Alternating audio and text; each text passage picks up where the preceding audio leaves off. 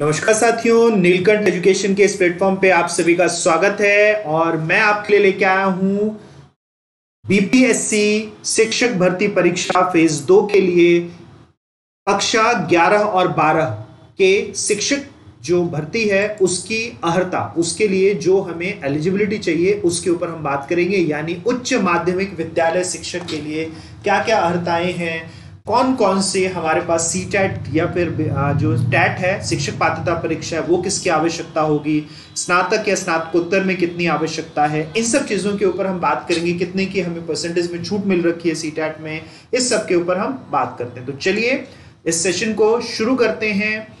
तो देखें हम अगर नोटिफिकेशन को, तो नोटिफिकेशन में हमें देखने को मिल रहा है कि यहां पर हमारे पास शिक्षा विभाग के अंतर्गत जो कुल पदों की अनुशंसित संख्या है वो है कितनी, तो वो है 18,577 पद। यहां हमें देखने को मिल रहे हैं कितने, 18,577 पद हमें देखने को मिल रहे हैं। और इन पदों के अंतर्गत अगर हम बात करें तो हमें जो विषय देखने को मिल रहे हैं वो कितने विषय हैं, तो इसके अंतर्गत टोटल हमें 25 विषय देखने को मिल रहे हैं। 25 विषयों के अंदर, ये 30 विषयों के अंदर, 30 विषयों के अंदर हमारे पास यहाँ पात्रता है, जिसमें अगर हम विषयों को देखें तो जंतु विज्ञान, वनस्पति विज्ञान, रसायन शास्त्र, केमिस्ट्री, गणित, मैथमेटिक्स, भौतिकी शास्त्र, फिजिक्स, अर्थशास्त्र, इकोनॉमिक्स, भूगोल, इतिहास, गृह विज्ञान, संगीत, दर्शन शास्त्र, राजनीति शास्त्र, मनोविज्ञान, समाज शास्त्र, अकाउंटेंसी, बिजनेस स्टडीज, एंटरप्रेन्योरशिप, अरबी, बंगला, भोजपुरी, कंप्यूटर विज्ञान, अंग्रेजी, हिंदी, मगही, मैथिली, पाली, फारसी, प्राकृत, संस्कृत, उर्दू, कुल 30 विषयों में हमें टोटल 18,577 रिक्त पद हैं जिनके लिए ये भर्ती निकाली गई है। और इसमें अगर हम महिलाओं के लिए आरक्षित पदों को देखें, हम यहां पर देखें कि महिलाओं के लिए कितने आरक्षित पद हैं, तो इसमें से 6,329 पद महिलाओं के लिए आरक्षित हैं। 6,329 पद हमें महिलाओं के लिए आरक्षित दिखते हैं। साथ में अगर हम बात करें कि हमारे पास इसके अंतर्गत साथ में वैकेंसी निकली हुई है कितनी, उच्च माध्यमिक में हमारे पिछड़ा विभाग के अंतर्गत भी वैकेंसी निकली हुई है जिसमें कुल 403 पद हैं। कुल 403 पद हमें देखने को मिलते हैं। और इसमें जो विषय हैं इसमें हमें कुल 13 विषयों में देखने को मिल रहा है, अंग्रेजी, हिंदी, गणित, भौतिकी शास्त्र, रसायन शास्त्र, वनस्पति विज्ञान, जीव विज्ञान, इतिहास, समाज शास्त्र, राजनीति शास्त्र, गृह विज्ञान, अर्थशास्त्र और लेखा इसके अंतर्गत हमें देखने को मिल रहा है। अब यहां पर फिर से हमें कुछ सब्जेक्ट के ऑप्शंस दे रखे हैं जो कि ले सकते हैं। साथ में हम पहले इसमें एलिजिबिलिटी देख लें कि शैक्षणिक एलिजिबिलिटी क्या है, शैक्षणिक योग्यता हमें क्या चाहिए। तो शैक्षणिक योग्यता में हमें 50% के अंकों के साथ जो स्नातक के होते हैं या परास्नातक के होते हैं, बीएड चाहिए होता है। इसमें 5% की छूट हमें SC ST OBC को दे रखी होती है। उसके साथ ही साथ हमें स्नातकोत्तर में 50% की अर्हता दे रखी है और 55% की अर्हता दे रखी है। यहां पर भी आप देखेंगे कि अनुसूचित जाति जनजाति को 5% की छूट है, यानी 55% जो हमें स्नातकोत्तर में दिए हैं। इसके स्थान पर हम क्या देख सकते हैं, हम देख सकते हैं कि 50% की छूट के साथ ये अर्हता हमें देखने को मिलेगी। अब इसमें सब्जेक्ट कॉम्बिनेशन यानी सब्जेक्ट ऑप्शंस दे रखे हैं कि पीजीटी आपने किस किस में कर रखा है तो आप एलिजिबल हैं।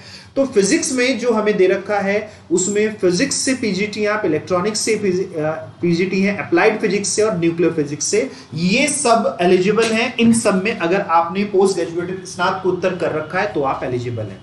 फिर केमिस्ट्री के लिए हमें केमिस्ट्री और बायोकेमिस्ट्री को एलिजिबिलिटी दे रखी है। आप रसायन शास्त्र और बायोकेमिस्ट्री को आप एलिजिबल देखते हैं यहाँ पे। फिर आता है इकोनॉमिक्स, अप्लाइड इकोनॉमिक्स और बिजनेस इकोनॉमिक्स में हमें अंतर देखने को मिल रहा है। इसके बाद हम बात करेंगे कॉमर्स की। तो कॉमर्स के लिए जो एलिजिबल है वो MCom, master degree in commerce, लेकिन यहां पर एमकॉम अप्लाइड और MCom business economics, applied economics और बिजनेस इकोनॉमिक्स को एलिजिबल नहीं कर रखा है।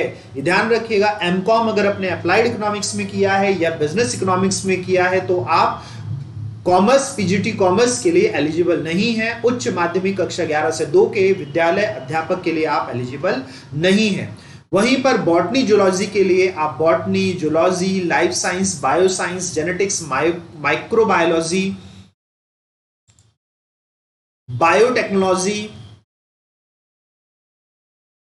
मॉलिक्यूलर बायोलॉजी, प्लांट फिजियोलॉजी, इन सब में से किसी भी एक विषय में अगर स्नातकोत्तर हैं तो आप बॉटनी और जूलॉजी पीजीटी के लिए एलिजिबल हैं। मैथ के लिए यहां पर मैथमेटिक्स और अप्लाइड मैथमेटिक्स को एलिजिबल माना गया है। इसके अलावा अगर हम बात करें कंप्यूटर विज्ञान के लिए, तो कंप्यूटर विज्ञान के लिए आपको जो एलिजिबिलिटी दे रखी है वो दे रखी है डी डॉएक। अगर आपने ए लेवल का कर रखा है तो आप एलिजिबल हैं। फिर आपने बीटेक किया हुआ है या एआईसीटी कोई सा भी मान्यता प्राप्त से बीई कर रखा है तो भी आप एलिजिबल हैं।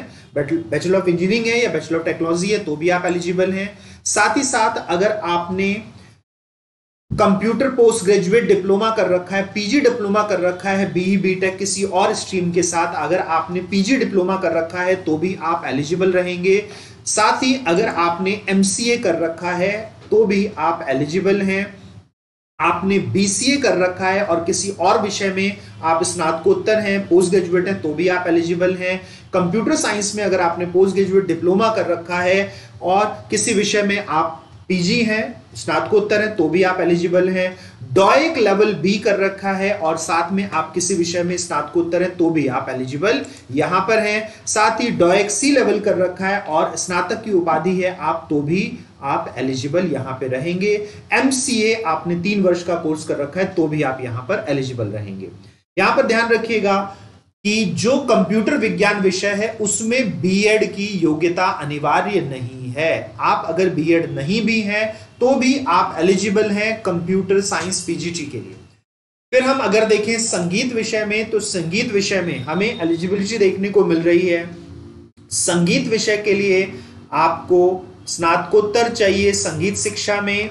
इसी तरीके से वाणिज्य के लिए, अकाउंटेंसी के लिए आप देखेंगे कि आपको बिजनेस स्टडीज, ईपीएस, इन सब के लिए एलिजिबिलिटी रहेगी। यह एलिजिबिलिटी नहीं है किसके लिए, अप्लाइड इकोनॉमिक्स और बिजनेस इकोनॉमिक्स के लिए। अगर आपने एमकॉम कर रखा है तो आप एलिजिबल नहीं है। अब अगर हम शैक्षिक प्रमाण पत्र की बात करें तो स्नातकोत्तर या स्नातक विषय से आप हो सकते हैं।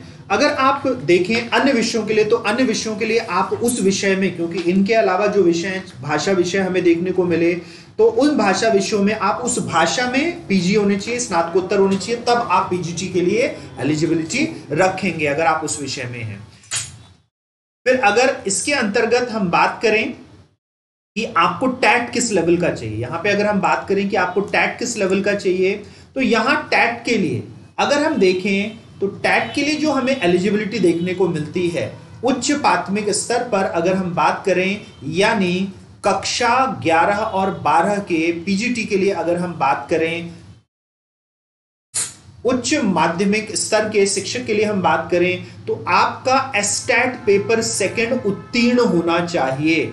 शिक्षक पात्रता परीक्षा में उत्तीर्ण होने के बाद ही आप एलिजिबल रहेंगे।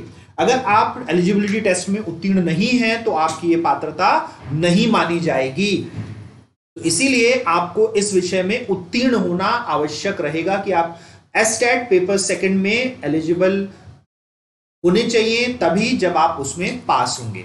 अब अगर हम इसमें फॉर्मेट की बात करें, एग्जाम फॉर्मेट की बात करें, अगर हम एग्जाम फॉर्मेट की बात करें तो एग्जाम फॉर्मेट हमें क्या देखने को मिल रहा है, तो 150 अंक का हमें देखने को मिलता है। एग्जाम फॉर्मेट है जिसमें हमें भाग 1 में 30 देखने को मिल रहे हैं क्वेश्चन, 40 अंक हमारे पास भाग 2 के और भाग 3 के। हमारा जो होगा कम से कम 30% का हमें एलिजिबिलिटी इसमें रहेगा।